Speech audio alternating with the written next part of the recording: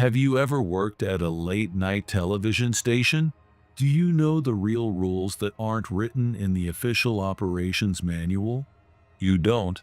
Then you're lucky. But now that you're about to hear this story, you'll know the rules too. And once you know them, you can never forget them. You'll never be able to sleep peacefully again. My name is Rory McDonald. What I'm about to tell you is what happened to me 3 months ago. The story of a night I spent in an abandoned television station. The story of that job I took, lured by the high pay. Since then, every night at 3:17 a.m., my apartment phone rings. When I pick up the receiver, a children's show theme song plays. And then laughter. It should be children's laughter, but there's something distorted about it, as if adult voices are mixed in. It has an unnatural sound, as if someone is imitating a child's voice. It all started 3 months ago when I moved to the city. I wanted to escape the suffocating life in the countryside. That sense of claustrophobia where everyone knows everyone else's circumstances, dreams, and failures. I was just Rory who works at the gas station. The kid who will never leave home. My mother dismissed my announced plan to move as a temporary whim of youth, and my father just kept reading his newspaper in silence. To them, my dreams were nothing more than something I would eventually give up and return to reality. When I packed my bags and left home, I made a vow to myself. I wouldn't live a life left behind and forgotten like those who remained. I wanted to grasp something more. Even if I didn't know what that something was, I at least wanted to walk a path I had chosen myself.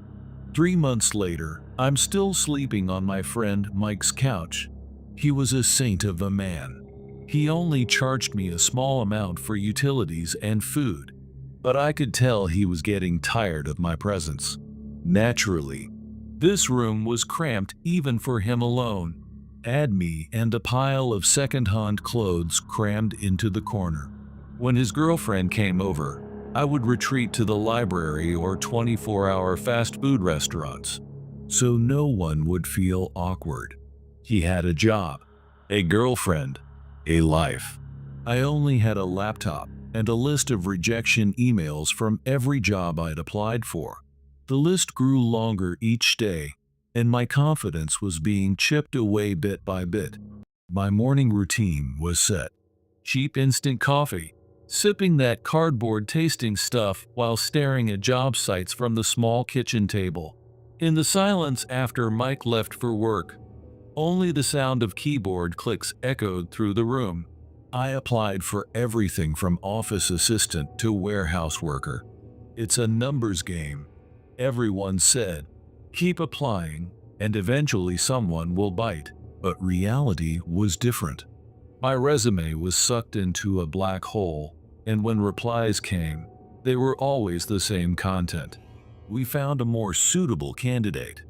We'll have to pass this time. Rejection wrapped in polite language.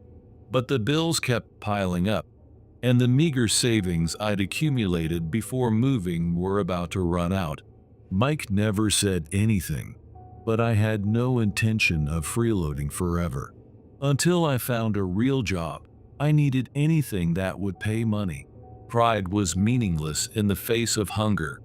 That's how I ended up on that strange job listing on Craigslist. It was clearly not a first choice.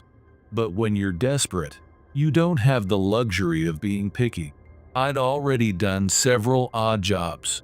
Flyer distribution was door-to-door delivery in neighborhoods that smelled of garbage and bad decisions. Monotonous work while being barked at by dogs and treated rudely by residents. Moving help was hauling heavy sofas up to the 3rd floor. Easy money, but no stability. I needed stability. I was at my limit with worrying about money every time I woke up. Then I found a job listing that seemed written just for me. The title was Night Security Guard Wanted. No frills, no lies. The description was even more concise. Night surveillance of old building. $500 per shift. Contact JJ. $500 for one night. My heart jumped. That was the amount I used to earn in several weeks back home. My hands trembled as I gripped the mouse. But something was off. The ad was unfriendly, with no sign of trying to sell the job. No fancy fonts, no photos, no details. Just a phone number and the promise of quick cash. While other job listings were overflowing with company logos and detailed job descriptions, this one was different. It was curt, as if they didn't want to attract people. At first, I thought it was a scam. Who would pay that much money for such a simple job? But as I stared at the screen, the temptation grew. $500 for one shift. Even if it was suspicious, it was worth it. I could pay back my debt to Mike, and if this job continued, I could even rent my own apartment. The first step toward independence was right there, but I still hesitated. The lack of information bothered me. What kind of old building surveillance was it? Why not hire a real security company? Was JJ even a real person? I had countless questions, but no answers. But I thought about the bills. The rejection emails. The tight-lipped smile Mike's girlfriend gave me when she passed by. That expression that seemed to want to say something unpleasant. And most of all, the anxiety I felt every night before going to sleep about tomorrow. I couldn't just sit and wait for life to naturally improve. The ad was bizarre, but the high pay couldn't be ignored. I knew the risks and made the call. After 3 rings, a man answered. "This is JJ," he said in a low voice, as if he was wary of being overheard. "I'm calling about the night security job posting." "Ah, right. Are you serious?" "Yes, I'm serious. But could you give me some details? What kind of building?" "Questions will be answered on site. Can you come right now?" There was an urgent tone in his voice, as if time was limited. "Right now. Where is the—" "I'll give you the address. Write it down." That was enough. I grabbed a flashlight and a thermos filled with coffee, threw on a jacket, and set out. I noticed my hands were trembling slightly as I gripped the car keys, but it was too late to turn back. The address JJ gave me led to a place far from the city center. I passed empty roads and forgotten fields. Streetlights gradually became fewer, and finally only my car's headlights cut through the darkness. Radio signals no longer reached here, and the car was enveloped in an eerie silence. Occasionally, I could only hear animal cries in the distance. I passed old, crumbling farmhouses, leaning to one side, with roofs drooping as if exhausted, as if they were weary from supporting themselves for so many years. Windows were boarded up, and no smoke had risen from the chimneys for years. A place forgotten by civilization, where time had stopped. Next to it was my destination. The building looked like a relic from another era, angular and cold, standing under the faint moonlight. The rusted sign in front read WCLT Channel X, an abandoned television station, long past its heyday. The neon sign was dark, with some letters missing, turning it into meaningless symbols. The surrounding chain-link fence was deteriorated, leaning in various places, sagging under the weight of neglect. I parked the car and locked the gate as JJ had instructed. The air was humid, with a faint sweet smell mixed in with the scent of old wood and metal. The building loomed up, its dark windows staring at the night like empty eyes. Wind passed through gaps in the building, making low groaning sounds. As I approached, I noticed electrical wires hanging from the entrance ceiling, swaying slightly in the breeze. Gravel made soft sounds under my boots, echoing in the silence. Before putting my hand on the doorknob, I hesitated for a moment. I could still turn back, but remembering the $500 I steeled my resolve. I pushed open the heavy door and entered. My flashlight beam cut through the darkness, illuminating the remnants of a bygone era. There were televisions everywhere, stacked on old desks, piled in corners, or just lying on the floor, as if someone had dropped them and forgotten to pick them up. Tangled wires crawled around the room like wild vines. Their loose ends protruded from walls and ceilings. Some television screens had cracks, with fragments scattered on the floor. Radial cracks as if something had struck the screens from the inside. The air was stagnant. Mixed with the smell of mold and dust was a sweet, putrid odor and the scent of cheap soap that young children might use. Next, what caught my eye were the tapes. Hundreds, maybe thousands of them, scattered in chaotic piles. Some were properly labeled, others had scribbled writing or no markings at all. Several towers of tapes leaned dangerously, ready to collapse with one wrong step. Some had magnetic tape spilled out, crawling across the floor like brown ribbons. And from deep within the pile of tapes, I noticed faint sounds leaking out, like children's singing voices, but distorted. It was like stepping into a museum of forgotten media, an overwhelming sight. But there was something else that stood out. Cages. Small ones, the size you might use for rabbits or something. They were everywhere.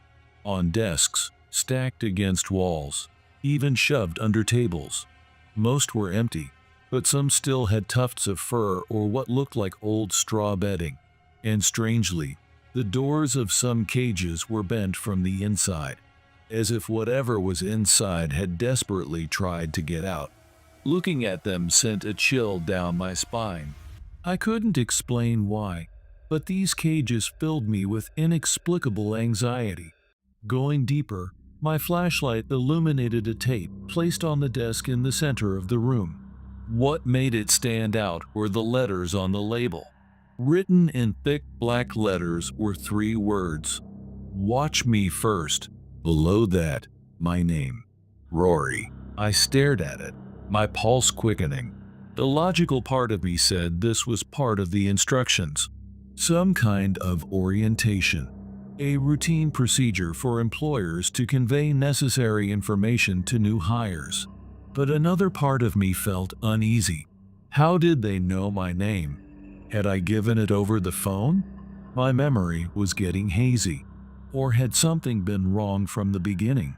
I pushed those thoughts away, inserted the tape into the nearest player, and turned on the TV in front. The screen flickered for a moment, and static sounds leaked from the speakers. The screen flickered to life, and a voice echoed through the room. It was JJ, the one I'd spoken to on the phone. I recognized him immediately. His tone was casual, almost friendly, but also somewhat nervous, as if he feared being overheard, with occasional pauses as if looking back. Hey there. Welcome, Rory. Glad you could make it. Now, here's the deal.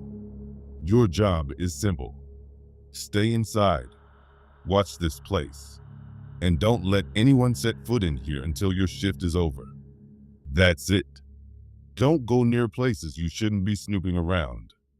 Stay in the security room and don't take your eyes off the monitors. Do that and you'll be fine. But if anything unusual happens, don't panic. Staying calm is the most important thing. And remember, there are rules here. Make sure you follow them. The screen went black, and the room was enveloped in eerie silence. The word "rules" kept echoing in my head. I took a deep breath and tried to ignore the anxiety I was feeling. Finding the security room wasn't difficult. It was a small, windowless space hidden in the back of the building. There was a desk, a chair, and a wall of outdated monitors. The air in the room was even heavier than elsewhere, with a stuffiness as if it hadn't been ventilated for a long time. Most of the screens displayed static, but some showed live footage from inside the building. Hallways, storage rooms, the entrance I had come through. The system was old and the images were grainy, but it worked. One of the monitors showed the security room itself, and I could see my own figure sitting with my back turned. It was a strange sensation, the watcher being watched. I was about to place my thermos on the desk and sit in the chair when I caught a glimpse of a moving shadow on one of the screens. It was only for an instant, and when I looked closely, I couldn't see anything. A trick of the nerves, perhaps. I changed into the uniform that was neatly folded and placed on the desk. A dark blue shirt with WCLT security embroidered on the chest and stiff black pants. The fabric had a faint smell of mothballs, as if it had been stored away for years. The size fit perfectly, as if it had been specially prepared for me. I noticed something in the chest pocket of the uniform, a small piece of paper, maybe a note from the previous person. "Watch out for 317" was scribbled on it. Wearing it felt strange, like putting on someone else's identity. When I looked at myself in the mirror, a stranger looked back at me. The weight of this job, its mysterious nature, hit me as a reality, and a long night was about to begin. Looking at my watch, it was 11:45 p.m. Still just the beginning. Past midnight, the real night shift began. As I was checking the monitors one by one, strange footage started playing on one of the screens. The monitor flickered, and grainy images appeared. It was old surveillance camera footage. The date showed 5 years ago. The screen displayed the corridors of WCLT when it was still alive, clean and bright, with program posters neatly arranged on the walls, staff members bustling back and forth. This is the old WCLT. It was a different world from the current ruins. Those dim corridors had once been so full of life. I decided to leave the security room and walk through the actual corridors. As my flashlight illuminated the walls, I could see newspaper articles beneath the peeling wallpaper.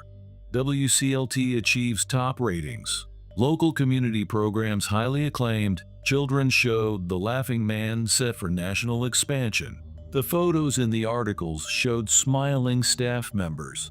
Particularly eye-catching was a man dressed as a clown. He wore a big smile and was surrounded by children. Being from the local area, he must have known this building's history better than anyone. Deep in the corridor, I found a thick album peeking out from under a fallen cabinet. WCLT Family Album was written in gold letters. The first page showed photos from the station's founding anniversary party 4 years ago. Everyone wore natural smiles. The warm atmosphere truly suited the word family. As I turned the pages, the atmosphere in the photos began to change. In photos from 3 years ago, the smiles had become slightly unnatural. The eyes weren't smiling.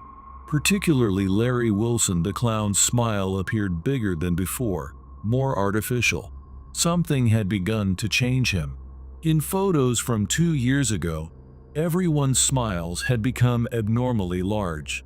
Their mouths were unnaturally upturned, as if smiles had been forcibly pasted onto their faces. And in the eyes of several staff members, there was clearly the color of fear. The last page. The date was 1 year ago. Only 3 people appeared in the photo. Larry and 2 pale female staff members, Sarah Davis and Maria Lopez. All 3 were smiling, but it was no longer a smile. Their facial muscles appeared to be spasming, expressions bordering on madness. Sarah was crying while smiling. My hands trembled. As I tried to close the album, the last page fluttered down. There was a single photo and a handwritten memo. Larry kept his promise. The ratings came back, but the price we paid. Below the memo was a photo of children crying while laughing. Beside the album, An old tape recorder and several cassette tapes were scattered about. The labels read WCLT board meeting. I played the first tape marked 2 years ago. Ratings continue to decline. At this rate, we'll have to close the station in 6 months. A man's voice echoed. It sounded desperate. All children's programs are being canceled. The Laughing Man is our last hope. But even that show, what? Another voice interrupted. Larry Wilson has become strange. Children have been crying more often during filming. His way of laughing is different from before. The next tape was from a meeting 1 year ago. The ratings are going up. The Laughing Man's rating suddenly skyrocketed, but we don't know why. Did you ask what he did? We asked, but it's unbelievable. He said he just fulfilled an old promise. An old promise? After a long silence, someone answered in a trembling voice. Do you know what was here before this station was built? A children's care facility. 50 years ago, there was a fire. 12 children died. Larry says he made a promise with those children. The tape stopped. My blood ran cold. I picked up the next tape with trembling hands. It was handwritten with pilot episode original version. This was the original broadcast version of The Laughing Man. When I played the tape, familiar music began to flow. A bright and cheerful melody typical of children's programs. But something was different. The sound was distorted. Hello, everyone. Larry Wilson appeared on screen, still normal. His smile was natural, and you could feel his love for children. Let's have fun together today. But 5 minutes later, the show's atmosphere began to change. Larry's laughter grew longer. The children's reactions became duller. The camera occasionally showed corners of the studio. There was nothing there, but there was definitely a presence of something. 10 minutes later, one child began to cry. It's scary. The child murmured while pointing off screen. The camera turned in that direction. In the dark corners of the studio, 12 small shadows swayed back and forth. Larry's laughter wouldn't stop. Let's all laugh together. Everyone laugh. While the children froze in terror, Larry continued laughing madly. Faintly, another laugh overlapped with his laughter. Children's laughter. When the tape ended, I was drenched in sweat. This was the true nature of the old promise. The dead children were seeking the laughter of living children. The last tape had a label that read, "Private, do not watch." My hands trembled, but there was no turning back now. When I played the tape, a dark room appeared. It looked like the basement of the studio. Larry Wilson was alone, but he was no longer the show's host. He was haggard, his eyes bloodshot. I must fulfill the promise. He muttered to himself. They won't forgive me. If ratings drop, the station ends. Everyone's jobs too. A white rabbit lay on the floor. It wasn't moving. Larry held a knife with shaking hands. At first, animals were enough, but they're not satisfied. They want more. Pure laughter. The camera shook. The cameraman must be trembling too. In the next recording, Larry turned around. His eyes were completely dominated by madness. I'll show them real terror. Then the children's laughter will become theirs. The screen went black, but the audio continued. Tommy Hansen, age 8. Emily Brown, age 7. They went missing after the show. But I know. They're now in the basement, together with those 12, to laugh forever. The tape ended. I couldn't stand up. Everything that had happened at WCLT became clear. The missing children. It wasn't an accident. Larry Wilson had been sacrificing living children to appease the spirits of the dead children. And now, I was in that place, alone. In the darkness, children's laughter began to be heard from somewhere. First one, then two. The children's laughter gradually increased, but it wasn't joyful laughter. It was laughter distorted by fear, bordering on madness, as if they were crying but being forced to laugh. I hurriedly packed up the tapes and tried to return to the security room. But from down the corridor, I could hear footsteps. Pat, pat, pat, pat. Barefoot footsteps. Small, children's footsteps. When I shone my flashlight down the corridor, I caught a glimpse of a small shadow. The shadow of a child in old clothes. The child turned around and opened their mouth wide in laughter. But the eyes weren't laughing. Tears streaming down while laughing madly. Hee hee, hee hee. Other laughter overlapped with that laugh. 2, 3, 4. And gradually increasing until finally 12 laughs echoed through the corridor. I ran.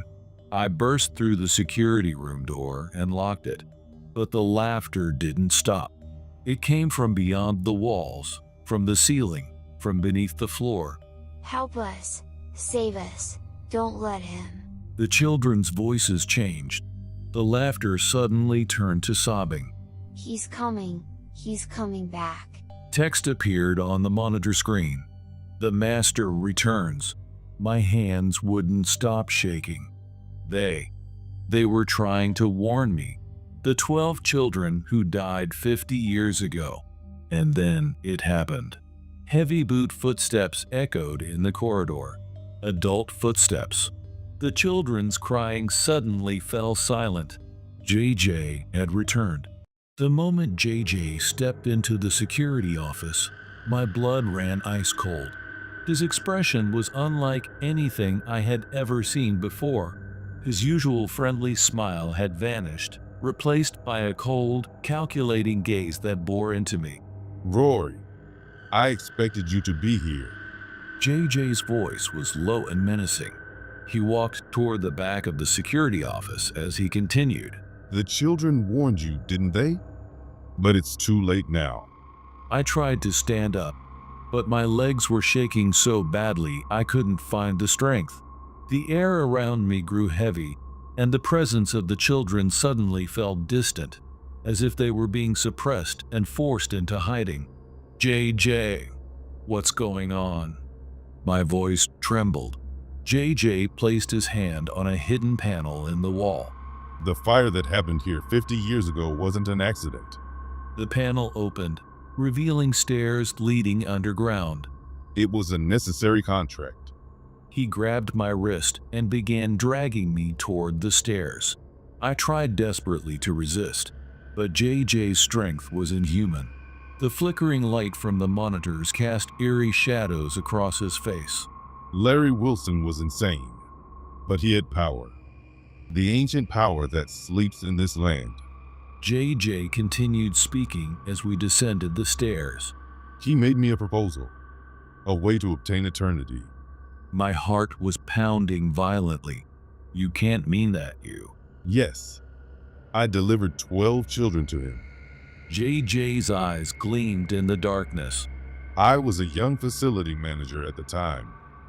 Larry performed a ritual, sacrificing the children's souls to grant me eternal time. In exchange, I became the guardian who inherited his will, tasked with managing the children's souls. Terror turned my mind blank.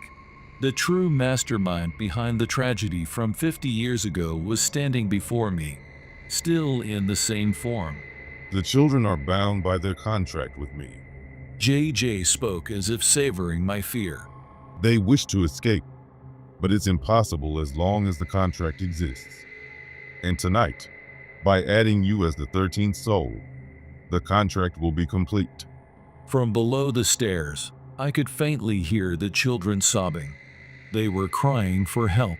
The stairs leading underground were old and wooden, creaking ominously with each step. JJ continued dragging me while revealing more of the truth. Your coming here tonight wasn't a coincidence. The completion of the contract requires a pure soul.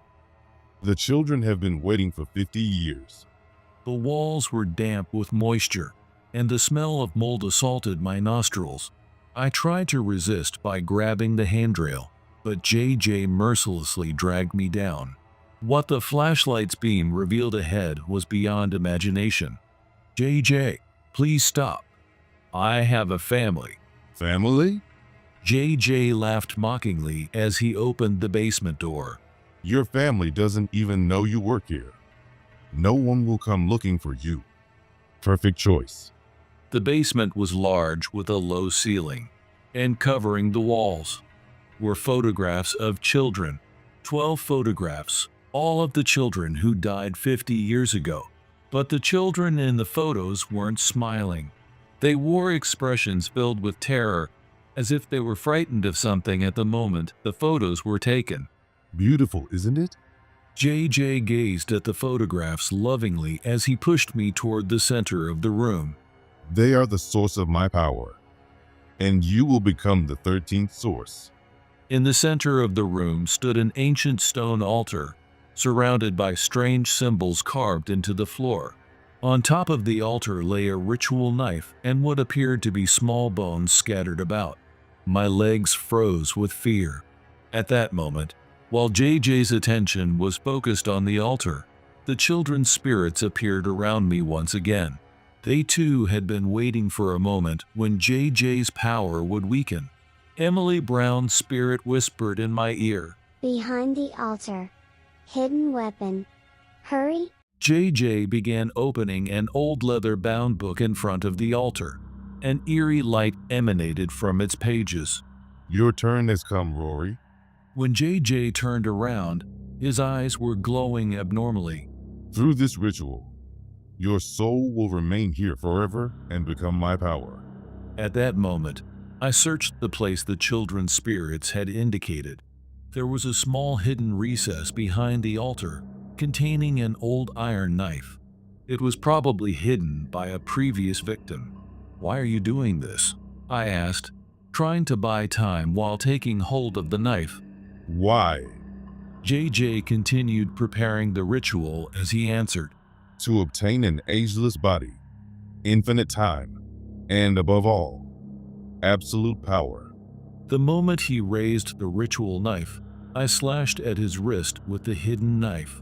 JJ staggered backward in surprise, dropping the ritual knife to the floor. Foolish. You cannot defy fate. JJ shouted while pressing against his bleeding wound. At that moment, the spirits of all 12 children rose up at once.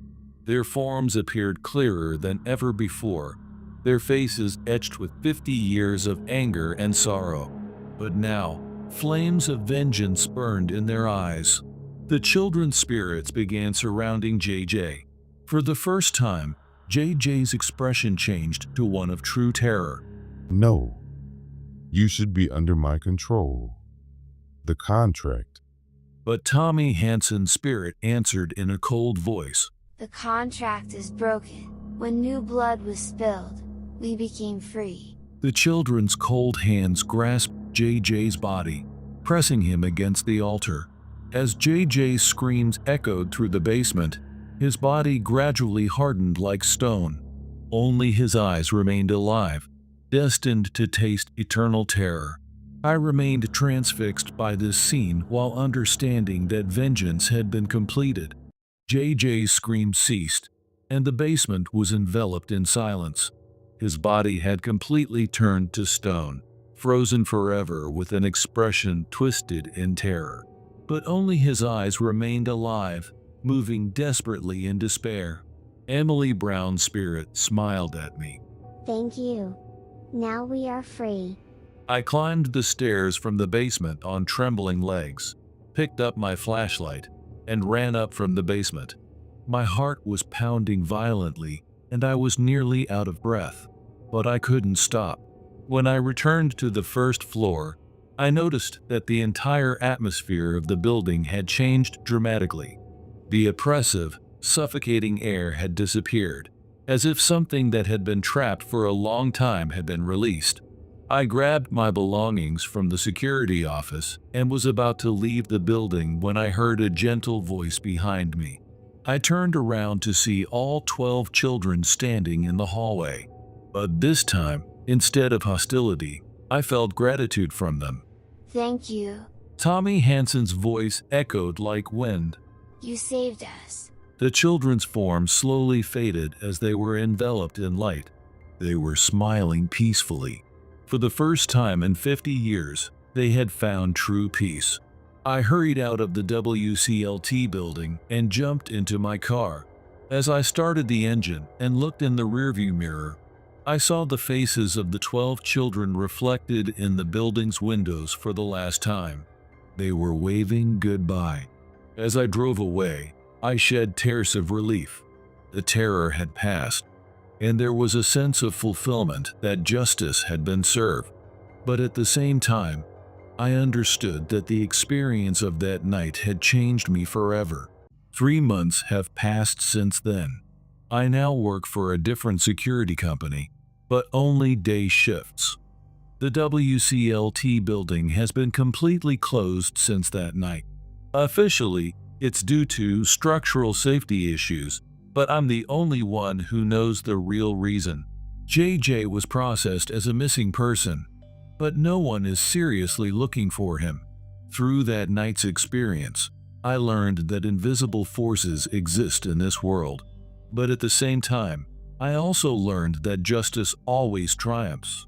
The children's souls were liberated, and evil was punished. Sometimes I hear children's laughter mixed with the sound of the wind, but now it brings me peace instead of fear. They have found rest and are probably living happily somewhere far away. Last week, I read an article saying that the demolition of the WCLT building had been decided. The building will be completely torn down next month. I think that's for the best. The darkness that dwelled in that place has been purifying by us. There are things I learned from this experience. If you ever find night security work, please check the following. First, research the building's history. Confirm whether there have been fires, accidents, or suspicious deaths in the past. Be especially wary if the employer appears abnormally young for their age. Next, be alert if there are any suggestions of the existence of basements or hidden rooms. Secrets that are especially taught often mean danger. And most importantly, if you sense spiritual presences, don't ignore them. They are always trying to communicate something. It might be a warning, or they might be asking for help. Places like WCLT exist elsewhere too, but don't be afraid. If you take the right actions, justice will always triumph. And sometimes, we are called to play the role of saving past victims. I hope my experience will be useful to someone. And if you encounter a similar situation, please face it with courage.